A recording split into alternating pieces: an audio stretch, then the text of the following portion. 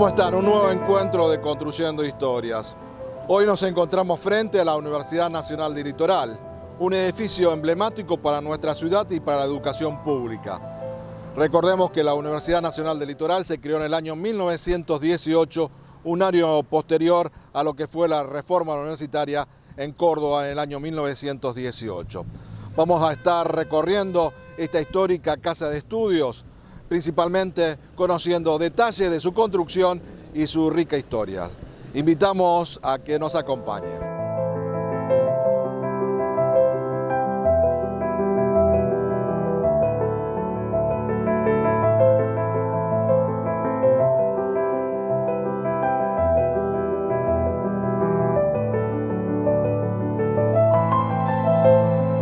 Mi nombre es Fabiana Alonso, soy profesora de Historia, soy docente en la Facultad de Humanidades y Ciencias y directora del programa Historia y Memoria de la Universidad Nacional del Litoral. Bueno, y rescatando la memoria de lo que es la Universidad Nacional del Litoral, podríamos hablar de qué contexto histórico se da la creación de la universidad, por favor. Bueno, nuestra universidad se creó en 1919.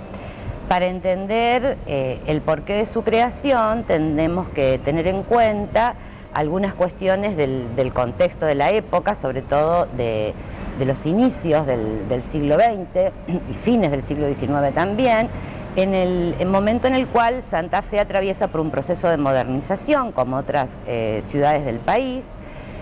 Y también tenemos que tomar nota de dos acontecimientos políticos muy importantes que fueron la reforma electoral de 1912, que posibilitó la llegada al gobierno del radicalismo en 1916, y la reforma universitaria de 1918, producida en Córdoba, que tuvo una proyección latinoamericana y que significó fundamentalmente la democratización al interior de las universidades, el cogobierno con representación de los estudiantes, la libertad de cátedra y el acceso de los profesores a las cátedras por medio de concursos públicos. Esas fueron, digamos, las novedades que trajo aparejada la reforma universitaria. En el caso particular de nuestra universidad, de lo que hoy es nuestra universidad, uno podría ubicarse entre 1912 y 1919 para entender el proceso, digamos, que se da a nivel local y que por supuesto va a tener un gran impulso, ¿no es cierto?, cuando se produzca la reforma de Córdoba. A nivel local ya hacia 1910, 1911 se van escuchando voces que cuestionan ciertas formas de enseñanza que imperaban en la Universidad de Santa Fe, que era la universidad provincial que se había creado a fines del siglo XIX. Sobre todo se cuestionaba la orientación tradicional de la enseñanza profesionalista, es decir, una universidad que expedía diplomas únicamente, y también se cuestionaba la permanencia o la persistencia, podríamos decir, de un núcleo reducido de profesores en la conducción de la universidad. Una visión elitista, podríamos decir, y otra visión totalmente distinta, donde la universidad formaba parte de la sociedad y también de sus problemas, su participación en lo que era quizás los temas que se debatían en la sociedad, ¿no? Claro, porque yo mencioné al principio que hay que tener en cuenta el proceso de modernización por lo que atraviesa esta región del país. Entonces, si tenemos en cuenta el crecimiento demográfico por la inmigración, la modernización de las ciudades, el lugar que van a tener las bibliotecas públicas y en general, digamos, la expansión del público lector, la emergencia de ciertos sectores que empiezan a plantear, sobre todo los provenientes de las capas medias, que empiezan a plantear la necesidad de la democratización de las instituciones, el peso que va a tener también el laicismo.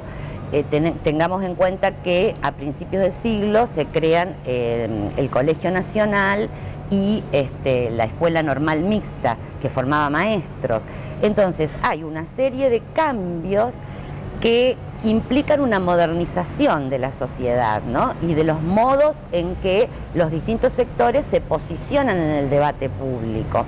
Entonces, tanto los estudiantes como algunos grupos de profesores, políticos, miembros de logias masónicas, miembros del Centro del Libre Pensamiento, sindicatos, que tienen posiciones heterogéneas, pero que tienen afinidad a su vez con lo que en la época llamaríamos el reformismo liberal y el laicismo. Hubo también alguna participación en la migración, estamos hablando en un contexto también de muchos inmigrantes y que traían nuevas ideas a aportar a esta sociedad. Claro, es que justamente estas capas medias se constituyen en ese proceso inmigratorio, ¿no? Entonces las capas medias exigen la apertura de las instituciones, o sea, exigen básicamente, en lo que a nosotros nos compete, el acceso a la educación superior, ¿no?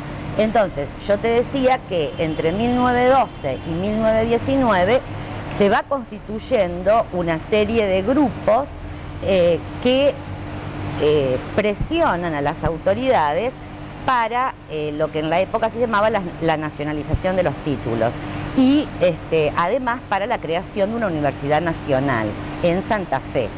Eso se logra en 1919, cuando se crea la Universidad Nacional del Litoral, que va a tener un carácter regional, porque el nombre mismo nos está indicando su carácter regional, con la sede en la ciudad de Santa Fe, con la Facultad de Ciencias Jurídicas y Sociales y la facultad, lo que hoy es la Facultad de Ingeniería Química, que en ese momento se llamaba Química Industrial y Agrícola. Y también había una participación de la Escuela Industrial. Bueno, la Escuela Industrial se nacionaliza y pasa a formar parte después de la Universidad Nacional del Litoral. Y también, hablando de este carácter regional, la universidad va a tener facultades en Rosario, en Paraná y en Corrientes. Ahora, ese carácter regional que asume la Universidad Nacional del Litoral no es porque sí. Esto tiene que ver con lo que yo te venía comentando de este proceso que se da entre 1912 y 1919, proceso en el cual quienes participan y exigen la creación de una universidad nacional tienen la suficiente inteligencia, podríamos decir, para sacar la cuestión del ámbito local y la regionalizan y la nacionalizan. Entonces se hacen, por ejemplo, congresos en Paraná, se hace un centro de residentes en Buenos Aires para poder lograr la adhesión de legisladores, de académicos. Entonces tienen la suficiente inteligencia como para sacar el problema del ámbito local y nacionalizar la cuestión. Entonces la universidad adquiere así un carácter regional. No, y además tengamos en cuenta que después de la ley Sáenz Peña, bueno, la participación de los partidos y sobre todo lo que era la democratización en amplios sectores medios, también repercutió también en la educación y en este caso la Universidad Nacional del Litoral. Por supuesto. Y bueno, algo que también tenemos que tener en cuenta es que la Universidad Nacional del Litoral y la Universidad de Tucumán son las dos universidades que se crean luego de la reforma, que se unen, digamos, o se suman a las universidades nacionales de Córdoba, de La Plata y Buenos Aires. Por eso se suele decir que la Universidad del Litoral es hija de la reforma. Bueno, y hoy al comienzo decía que esto tuvo una trascendencia importante en Latinoamérica y uno recuerda hasta el Mayo francés, también se reivindicaba lo que era la reforma universitaria de Córdoba, ¿no? Y creo que eso también nos habla de lo que significó a nivel de potencialidad, lo que significó de estos cambios que se dieron en la educación universitaria. Claro, la reforma universitaria de 1918 va a tener una proyección continental. Y además de lo que yo te comentaba, del cogobierno, de la participación estudiantil en el gobierno de la universidad, de la libertad de cátedra y del acceso de los profesores por concurso a las cátedras, hay dos cuestiones que son fundamentales y que hasta el día de hoy las universidades las mantienen y los universitarios las reivindicamos, digamos, que es el hecho de que la universidad debe tener o debe desarrollar, digamos, la enseñanza y junto con ello la investigación y la extensión. Entonces, en el caso de la Universidad Nacional del Litoral, ya el estatuto de 1922 plantea la formación de institutos de investigación. Eso se va a potenciar con un nuevo estatuto que se sanciona en 1936. Y desde sus comienzos también la universidad va a tener una tarea extensionista, es decir, esas otras dos tareas que debe cumplir la universidad, que es la producción de conocimiento y la extensión, es decir, establecer vínculos, establecer puentes con la sociedad, porque en última instancia es la sociedad la que sostiene a la universidad pública. Entonces, esas dos funciones van a estar, presentes casi desde el comienzo de la Universidad Nacional del Litoral, y eso también tiene un carácter reformista, porque cuando se criticaba la orientación profesionalista de la universidad, se criticaba justamente eso, que la universidad expedía títulos, pero no producía conocimientos, no extendía puentes con la sociedad. Entonces, eso también es otra de las cuestiones centrales de la reforma universitaria. Y actualmente estoy a cargo de una especie de plan maestro de infraestructura de la UNL. Se voy a trabajar en el planeamiento del crecimiento edilicio, de las diferentes sedes, de los campus, ciudad universitaria, en fin, de todo aquello vinculado a la infraestructura de la Universidad del Litoral. Bueno, recordemos que también fuiste decano de la Facultad de Arquitectura, Urbanismo de la universidad, y también fuiste rector de la universidad, así que bueno, una trayectoria importante para dar cuenta de varios años dentro de la institución. Muchos años, sí, bueno, muchísimos. Y justamente me tocó impulsar por iniciativa de un grupo de gente, no es exclusivo de nadie, que este edificio sea declarado Monumento Histórico Nacional. Y sabes que todos los que hemos cruzado por las aulas de la Universidad Nacional del Litoral tenemos un fuerte compromiso y un sentido de pertenencia importante, pero que surge también conociendo un poco la historia y sabiendo que este edificio se construyó después de la reforma, ¿no? Y qué edificio tan importante que se construyó, que todavía realmente tiene una impronta realmente que se destaca, ¿no? Fue el primer edificio como sede de gobierno de una universidad nacional con posterioridad a la reforma de 1918. O sea, este edificio se diseñó en la Dirección Nacional de Arquitectura para universidad, había sido creado justamente en el año 19, con lo cual tiene algunas particularidades. No hay muchos casos como este en Argentina, y particularmente la impronta de la reforma está presente en cómo ha sido estructurado. Y obviamente creo que es un muy buen exponente de la arquitectura pública con fines educativos de la Argentina. Esta es una obra de una magnitud y de una calidad realmente inusitada.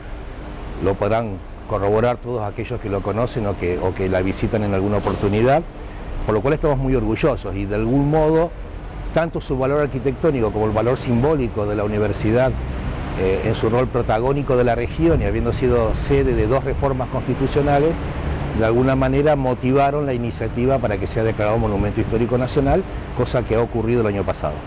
Bueno, y hablábamos del edificio, la estructura es dentro de lo que es una manzana, y creo que también se ponía en juego lo que era la representación del Estado, ¿no? La educación y los edificios públicos con estas características realmente que se destaca. Sí, absolutamente, no solo por la magnitud, que es un edificio de una manzana que aloja el gobierno de la universidad y una facultad de Ciencias Jurídicas y Sociales, sino por la calidad con la que se ha construido. Este es insisto, es un caso que no estamos acostumbrados a ver o a verificar en otras intervenciones públicas, más aún en los últimos años, ¿no? Evidentemente la Argentina de principios del siglo XX tenía la educación una política pública colocada en primer plano y lo demostraba no solo con lo que se llevaba adelante como política educativa, sino también con los edificios que albergaban a estas instituciones. Y los materiales y el diseño, creo que son... Sí, bueno, este diseño, como casi todos los edificios de aquella época, es bastante ecléctico, o sea que tiene elementos decorativos y estilísticos de muchos orígenes diversos, pero tiene algunas particularidades. Entre ellas es que tiene un eje de simetría norte-sur, y sobre el eje de simetría están puestos los órganos del cogobierno universitario, ¿no? El Paraninfo es el ámbito de la asamblea universitaria, que es el máximo órgano de gobierno. Sobre el hall de ingreso está el Consejo Superior de la universidad, y del otro lado, sobre calle Cándido Pocato, se encuentra el Consejo Directivo de la Facultad de Derecho. Y además de un espacio de los patios, ¿no? Los patios tiene es muy extraño, no es muy usual, porque tiene simetría en el sentido norte-sur, pero en el sentido inverso no lo es, no es simétrico. El rectorado tiene dos patios que dan a calle San Jerónimo y a calle 9 de Julio, que son claustros, pero si ustedes miran, no son exactamente los claustros como se han conocido a lo largo de la historia. De hecho, es lindante con una calle, y mientras que en la Facultad de Derecho tiene tres patios, el patio central y dos patios laterales, o sea que en total tiene 5 patios. Realmente es magnífico, tiene un portal de ingreso con elementos escultóricos muy notables. Hay una réplica de una obra de Miguel Ángel, El día y la noche, sobre el ingreso principal. Luego las salas son más austeras en general, pero de mucha calidad constructiva, lo cual se puede verificar sobre todo en el hall de ingreso. Y vos decías que cada lugar tiene su detalle en particular. Decía el Paraninfo se asocia a un estilo, los que son las galerías son otro el Paraninfo es incluso el nombre proviene de algunas universidades españolas, ¿no? Acá predomina algunos elementos decorativos españoles, y en los patios de Derecho hay algo mudéjar, algo vinculado a la cultura árabe, pero en general, más allá de cada detalle del Paraninfo en sí, que atravesó varias etapas en su proyecto. En un anteproyecto el Paraninfo terminaba como una especie de cúpula, ¿no? que destacaba en toda la composición edilicia. Digo, más allá de los detalles y de las cosas que se pueden, sobre las cuales podemos hablar detenidamente, creo que lo más importante es que esto representa una apuesta del Estado argentino a principios del siglo XX por la educación pública, por el progreso social, por la democracia, por el acceso a la educación. Creo que eso es lo más importante y lo que debemos resaltar, más allá de los valores arquitectónicos que pueda tener una herrería, estas lámparas, mobiliarios que son magníficos, ¿no? Y vos hablabas de monumento histórico que se estuvo gestionando, pero sin embargo creo que hubo durante todos estos años un criterio de conservar lo que es el edificio, no hubo modificación extrema, y hubo un debate hasta la refuncionalización del edificio, hasta con el aire acondicionado. Me acuerdo un detalle en particular en eso. Yo personalmente creo que ha tenido malas intervenciones. De hecho hay dos pisos que se han agregado, y de algún modo atravesamos alguna etapa en que no hemos sido muy respetuosos del edificio, ¿no? Nosotros sabíamos que de prosperar la declaratoria de Monumento Histórico Nacional, esto nos comprometía institucionalmente a velar por un patrimonio que es de todos, más aún con la categoría de monumento. Pero creo yo que es la forma de resguardar y de asegurarnos que vamos a legar a la posteridad este edificio magnífico. Es una obligación que hemos contraído de respetarlo, de ponerlo en valor, de restaurarlo y de mantenerlo para las generaciones venideras. Eso me parece que es algo para resaltar, porque quizás desde un pragmatismo no podría pensar ¿para qué queremos que sea monumento histórico? Porque va a tener un control de un organismo externo a la propia universidad. Yo creo que es nuestra obligación como ciudadanos, como funcionarios públicos, preservar esto para las generaciones futuras. Y pensando que a 100 años, estamos pronto a cumplir el año próximo 100 años de este edificio. 100 años de la universidad. Este edificio, la primera etapa se inauguró en 1928. Y la universidad había sido creada en el 19, o sea que transcurrieron unos años. Creo que los primeros años, la profesora de historia debe saber mejor, los primeros años de la UNL se desarrollaron en la vieja casa de Galvez, que había sido también sede de la Universidad Provincial. Posteriormente, bueno, se adquiere este predio, hay toda una serie de historias, de las discusiones en Consejo Superior, que había que conseguir un terreno para construir el edificio de la universidad. Finalmente se lo logra, luego la Dirección Nacional de Arquitectura empieza a desarrollar el proyecto y en el 28 se comenzó la primera etapa. Yo creo que hoy lo estaba comentando la profesora, justamente una de las misiones centrales del movimiento reformista del año 18 era una universidad comprometida y vinculada con su medio, lo que se llamó la extensión. Y la UNL ha dado muestras más que elocuentes de esto durante toda su historia. Yo siempre recuerdo cuando se inauguró la primera transmisión de lo que hoy es el ET10, el rector de aquel momento dijo: qué magnífica herramienta para difundir la cultura y el conocimiento. Y hacía muy pocos años que se habían dado las primeras transmisiones mundiales por radio, ¿no? Ya en ese momento se estaba pensando en cómo romper el claustro universitario, en el sentido del encierro, y poder trascender hacia la comunidad. Y uno no puede dejar también de pensar en lo que es hoy Litus, ¿no? La potencialidad de lo que son la televisión, otros medios de comunicación digital. Y bueno, eso también está hablando de distintos proyectos que la universidad ha ido incorporando, actualizando a las distintas etapas de lo que les tocó vivir. Sí, creo que hay una historia muy rica y un presente promisorio en cuanto a los medios de comunicación. La editorial ha sido también otro de los elementos determinantes de las posibilidades de esta universidad de llegar a un mayor círculo, no solo al del estudiante, sino trascender sus propios límites.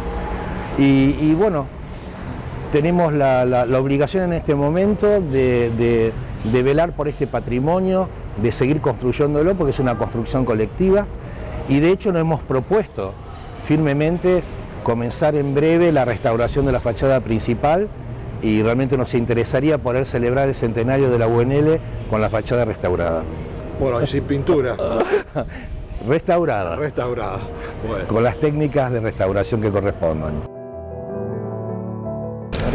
Habíamos quedado en el bloque anterior de hablar de lo que eran las participaciones de los estudiantes en los procesos históricos, en los procesos de quiebre constitucional. Y bueno, estamos aquí en el Paraninfo, un lugar que también está marcado mucha historia porque tiene que ver con todas las reformas de la Constitución.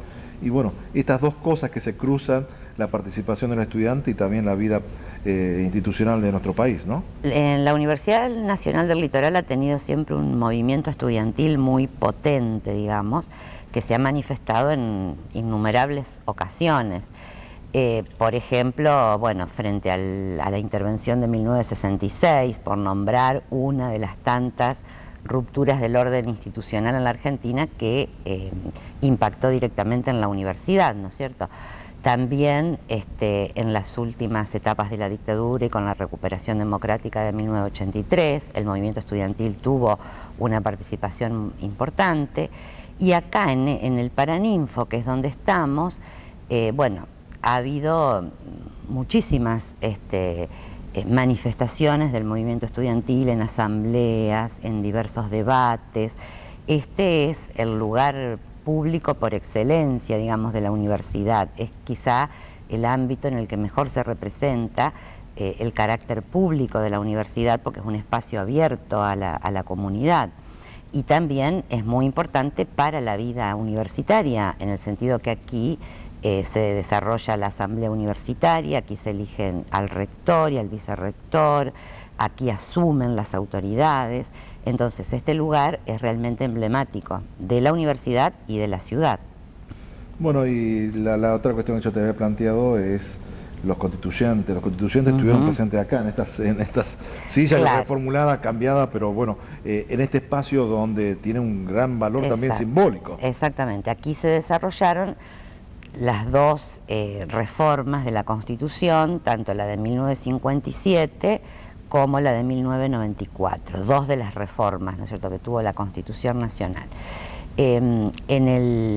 También hay que destacar que en ambas reformas tuvo un papel muy importante la biblioteca de la Facultad de Ciencias Jurídicas y Sociales. Esa es una biblioteca, es otro de los espacios de la universidad que forman parte de su patrimonio, por el valor que tienen sus colecciones, y fue un ámbito de consulta para los constitucionalistas, para los convencionales constituyentes, tanto en 1957 como en 1994. Uno tiene que tomar dimensión a veces tan tan cerca y tan lejano el tema de la internet, ¿no? Pero en aquellos momentos la importancia de la biblioteca justamente Claro. como lugar de archivo, de búsqueda de la documentación quizá para aportar al debate, ¿no? Exactamente, exactamente. En la época en la que todavía el libro tenía un papel central, digamos, en la transmisión del conocimiento. Bueno, contanos un poco en qué están trabajando y cuáles son los pasos a seguir de aquí en adelante. Bueno, no solo porque haya sido declarado monumento histórico, sino porque creíamos que era necesario, nos propusimos una serie de etapas para la puesta en valor de este edificio y para su restauración, como les comenté anteriormente. El primer trabajo que hicimos es de naturaleza más técnica y es sustituir todos los equipos de aire acondicionado, instalaciones que están vinculados a los equipos, cables, etcétera, como para poder preparar el terreno, para decirlo de algún modo, a la restauración de la primera etapa, que sería la fachada principal de Rectorado sobre calle Boulevard. Ya estamos en procesos licitatorios de adjudicación, se van a iniciar esas obras y estamos concluyendo un pliego de especificaciones técnicas, para lo cual hubo que hacer una serie de trabajos previos, desde el armado de andamios, contratamos especialistas, le pedimos a la facultad que nos designe una comisión asesora de expertas para trabajar conjuntamente sobre las distintas soluciones técnicas. Se sacaron muestras de material, se remitieron a laboratorios de institutos nacionales para su análisis químico y una serie de pruebas que deben hacerse, en vista a poder, a mitad de año, si fuera posible, llamar a licitación para la restauración de la fachada. Para poder inaugurar esa obra en el centenario de la universidad, que es en octubre del 2019, corriendo los plazos hacia atrás, deberíamos estar llamando a licitación hacia mitad de año de este año, la restauración, para que se pueda cumplir todo el proceso de obra y, como te decía anteriormente, inaugurarla en el centenario de la UNL. Esa es nuestra meta en el corto plazo, y posteriormente empezar a preparar las siguientes etapas de restauración, porque no es solo la fachada de Rectorado, son los dos laterales, la Facultad de Ciencias Jurídicas y Sociales, los patios, en fin, es un trabajo realmente muy importante. Por suerte el edificio no tiene fallas estructurales, tiene problemas de la edad, problemas de oxidación de hierros que generan fisuras y pasa el agua, en fin, una serie de cuestiones técnicas, pero no tiene fallas, como te decía, estructurales. Así que con mucho entusiasmo creemos que es nuestra obligación, que es nuestro deber llevarlo adelante, y confiados en que podamos culminarlo exitosamente. Por supuesto, es un motivo de orgullo personal, ¿no? Lo ha sido desde que me incorporé acá con la creación de la Facultad de Arquitectura en 1985. Y te decía, es un trabajo cotidiano, porque no solo hay que pensar las grandes obras, hay que pensar permanentemente en las pequeñas cosas también del edificio, de su equipamiento. Hay muchos elementos de valor patrimonial, de significado histórico. Venimos trabajando silenciosamente, ejecutamos una rampa en la Facultad de Derecho, que por ahí mucha gente ni siquiera se ha percatado, en reemplazo de una rampa que era muy agresiva. Hemos restaurado toda la fachada, las aberturas de la fachada principal de la Facultad de Derecho, completas a su estado original. Hemos sustituido todo el equipo audiovisual del Paraninfo. O sea, aparte de las grandes obras de restauración y puesta en valor, creo que tenemos que trabajar de forma sistemática y permanente en velar por este patrimonio.